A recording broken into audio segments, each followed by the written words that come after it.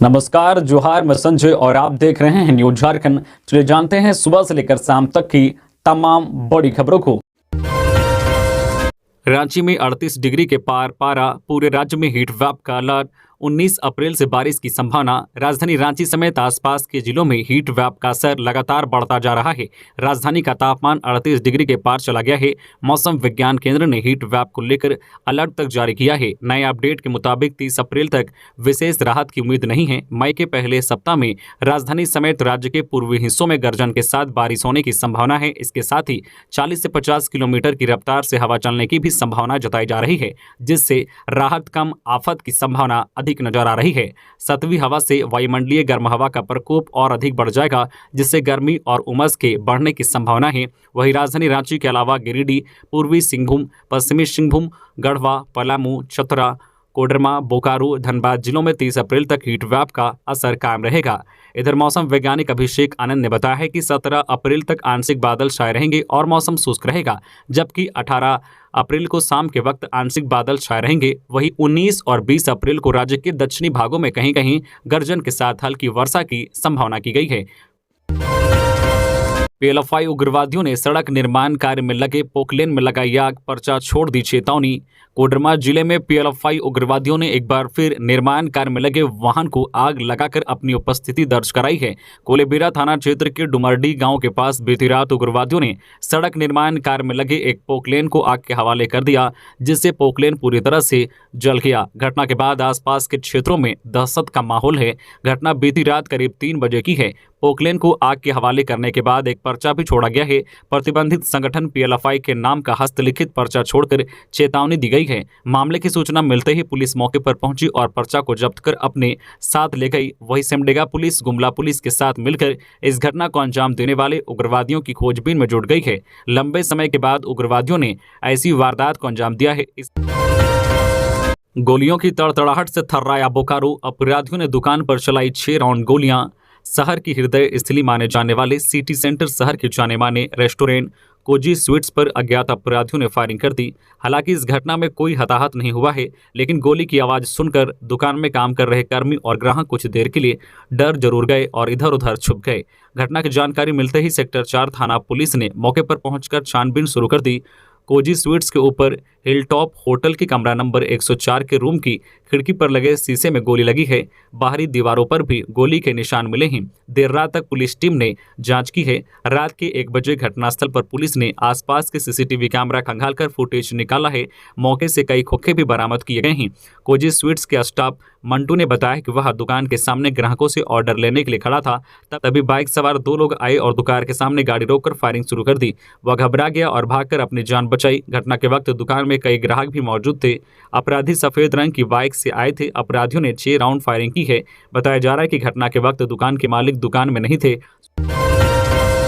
आधार में ऑनलाइन केवल आवासीय पता अपडेट कर सकेंगे। अपने आधार में अब आप ऑनलाइन केवल आवासीय पता अपडेट कर सकेंगे, जबकि नाम, लिंग और जन्म तिथि अपडेट करने के लिए आपको नज़दीकी आधार सेवा केंद्र में ही जाना होगा।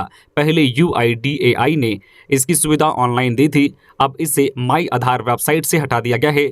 यही नहीं, आधार के किसी भी काम के लिए अगर आपने ऑनलाइन अपॉइंटमेंट लिया है और किसी कारण से अगर आप उस दिन नहीं पहुंच पाते हैं तो इसे रिशेड्यूल नहीं कर सकते, जबकि पहले इसकी सुविधा UIDAI की ओर से मिलती थी।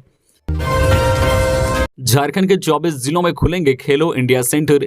झारखंड के 4 से 5 जिले ऐसे हैं जहां खेल से संबंधित कोई सेंटर नहीं है। इसके कारण खिलाड़ियों को प्रशिक्षण के लिए दूसरे जिलों का रुख करना पड़ता है, लेकिन अब ऐसे जिले के खिलाड़ियों को भी अपने ही जिले में प्रशिक्षण का मौका मिलने वाला है। भारत सरकार की ओर से जल्द ही झारखंड के सभी 24 जिलों में खेलो इंडिया सेंटर खोलने की योजना है। इससे संबंधित प्रपोजल खेल निदेशालय ने भारत सरकार को भेजा है। झारखंड के 24 जिलों में खेलों के अलग अलग इवेंट के सेंटर की शुरुआत होगी। इनमें football, hockey, athletics, archery, badminton सहित अन्य शामिल हैं। सेंटर खुलने के साथ ही खिलाड़ियों का चयन किया जाएगा। इन सेंटरों के खुलने से संबंधित जिला के खिलाड़ियों को इसका फायदा मिलेगा।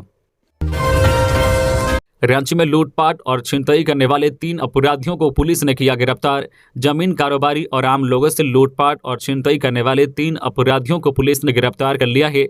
बीते शनिवार को एसएसपी रांची को गुप्त सूचना मिली थी कि रिंग रोड में लॉ कॉलेज के पास एक काले रंग की महिंद्रा थार गाड़ी में कुछ अपराधी डकैती की योजना बना रहे हैं और सभी हथियार से लैस हैं। ऐसे में ग्रामीण एसपी ने कांके थाना प्रभारी के नेतृत्व में एक टीम का गठन किया और छापेमारी की। इस छापेमारी में पुलिस ने 3 अपराधियों को गिरफ्तार किया है। साथ ही उनके पास से एक पिस्टल, 2 जिंदा कारतूस, एक मैगजीन और 3 मोबाइल जब्त किया है।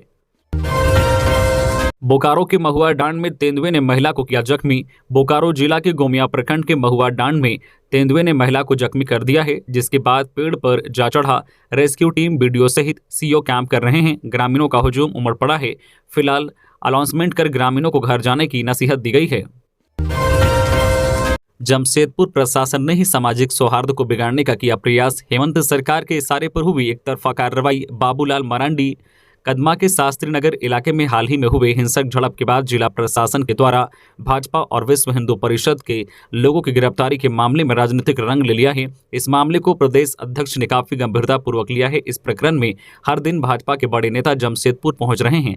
कल शनिवार की देर रात पूर्व मुख्यमंत्री बाबूलाल मरांडी जमशेदपुर पहुंचे और सर्किट हाउस पहुंचने पर भाजपा कार्यकर्ताओं ने उनका स्वागत किया। बाबूलाल मरांडी ने कहा कि जिस प्रकार शास्त्री नगर की घटना हुई है वह पूरी तरह से प्रशासनिक अक्षमता को दर्शाता है। उन्हें जो जानकारी मिली है उसके हिसाब से जिला प्रशासन ने अनावश्यक रूप से जमशेदपुर के सामाजिक सौहार्द को बिगाड़ने का काम किया है। यही नहीं, इस घटना के बाद वैसे लोग की गिरफ्तारी की गई है जो इस घटना में शामिल नहीं थे। बाबूलाल मरांडी ने कहा है कि पुलिस प्रशासन का काम है कि विधि व्यवस्था बनाए रखना, उन्हें चिन्हित कर पकड़ना जिन्होंने अपराध किया है। लेकिन जमशेदपुर जिला प्रशासन ने राज्य सरकार के इशारे पर शास्त्रीनगर प्रकरण में एक तरफा कार्रवाई की है। पाकुड़ में बड़े व्यापारी के साथ 5 लाख रुपए की लूट, नकाबपोश बदमाश बैग लेकर फरार। झारखंड के पाकुड़ नगर थाना क्षेत्र के जाने माने बड़े व्यापारी, बोस डीलर एवं क्रशर पार्ट्स के थोक विक्रेता संतोष केजरीवाल के साथ 3 नकाबपोश ने बंदूक की नोक पर 5 लाख रुपए और एक लैपटॉप छीनकर भाग खड़े हुए हैं। व्यापारी के मुताबिक 3 हमलावर नकाबपोश थे, जिसमें से एक हमलावर बाइक को स्टार्ट कर मोड़ पर खड़ा हुआ था। बाद में दोनों नकाबपोश बैठकर तेजी से भाग खड़े हुए। व्यापारी संतोष केजरीवाल ने बताया है कि लुटेरे नकाबपोश के साथ मैंने लगभग 10 मिनट तक संघर्ष किया, लेकिन एक नकाबपोश ने सिर पर जोरदार हमला कर दिया और सिर पर चोट भी आ गई। दोनों नकाबपोश बैग को बार बार जोरदार तरीके से छीन रहे थे और इस कारण बैग की बेल्ट टूट गई। बाद में बैग लुटेरों के हाथ लग गया। बैग में 5 लाख रुपए थे, साथ ही लैपटॉप में बिजनेस का सारा हिसाब था, जिससे लुटेरे ले गए हैं। तीनों लुटेरे एक ही मोटरसाइकिल पर सवार होकर भागे हैं। अवैध तरीके से ले जाए जा रहे 13 पशुओं को पुलिस ने किया बरामद, तस्कर हुए फरार। गुमला पुलिस ने पिकअप वैन में अवैध तरीके से ले जाए जा रहे 13 पशुओं को बरामद किया है। जिले के रायडी थाना के सुग्गा काटा गांव के पहाड़ी से एक पिकअप वैन पर 13 गौवंशीय पशुओं को लादकर ले जाया जा रहा था। रायडी पुलिस ने वैन का पीछा किया तो तस्कर वैन छोड़कर फरार हो गए। तस्करों ने मवेशियों के पैरों को बेरहमी से बांधकर गाड़ी में रखा था। अंधेरा और जंगल होने के कारण तस्कर वाहन छोड़कर भागने में सफल रहे। इस संबंध में थाना प्रभारी अमित कुमार ने बताया कि गुप्त सूचना के आधार पर पुलिस तस्करों की टोह में लगी थी। देर रात को थाना गेट के पास एक पिकअप वैन मांझा टोली से गुमला की ओर तेजी से आ रहा था। रुकने का इशारा किया गया तो वह गाड़ी धीरे कर वापस लौटने की कोशिश करने लगा। तभी पुलिसकर्मी उसकी ओर लपके। इसी क्रम में सब इंस्पेक्टर बाल मुकुंद सिंह असंतुलित होकर गिर पड़े और जख्मी हो गए। इसके बाद तस्कर गुमला की ओर भागने लगे। घायल होने के बावजूद पुलिस दल ने उसका पीछा किया, लेकिन तस्कर सिलम बाजार टाड़ होते हुए सुग्गा कांटा गांव की ओर जा घुसे और गाड़ी छोड़कर भागने में सफल रहे। पुलिस वाहन को कब्जे में लेकर थाना ले आई। सभी पशुओं के बांधे पैर की रस्सी खोलकर बाहर निकाला गया। फिर पीने के लिए पानी और आहार दिया गया। इसमें एक गौवंश की मौत हो गई है, जबकि 2 गौवंश गंभीर रूप से घायल है। उसका इलाज थाना परिसर में हो रहा है। शेष पशुओं को जिम्मेनामा पर ग्रामीणों के बीच वितरण कर दिया गया है। रायडी थाना में 4 नामजद पशु तस्करों के विरुद्ध प्राथमिकी दर्ज की गई है और उनकी गिरफ्तारी के लिए छापेमारी की जा रही है। औद्योगिक क्षेत्र में 167 प्लांट का आवंटन। राज्य के विभिन्न औद्योगिक क्षेत्र में खाली पड़े 167 प्लांटों का आवंटन होगा। लंबे समय बाद झारखंड औद्योगिक क्षेत्र विकास प्राधिकार ने इतने बड़े पैमाने पर आवंटन के लिए उद्यमियों से आवेदन मांगे हैं। इस संबंध में प्राधिकार ने आम सूचना जारी कर उद्यमियों से 28 अप्रैल तक आवेदन करने को कहा है। वही इच्छुक उद्यमी सिंगल विंडो सिस्टम की वेबसाइट www.advantage.jharkhand.gov.in पर उद्योग लगाने के लिए आवेदन कर सकते हैं। जियाड़ा ने इसके लिए प्रोसेसिंग शुल्क 1 एकड़ के लिए 10,000, 1 से अधिक व 3 एकड़ तक के लिए 25,000 और 3 एकड़ से अधिक जमीन के लिए 50,000 रुपये जीएसटी के साथ निर्धारित किया है, जिसका भुगतान ऑनलाइन माध्यम से करना होगा। वही यह भुगतान नॉन रिफंडेबल होगी।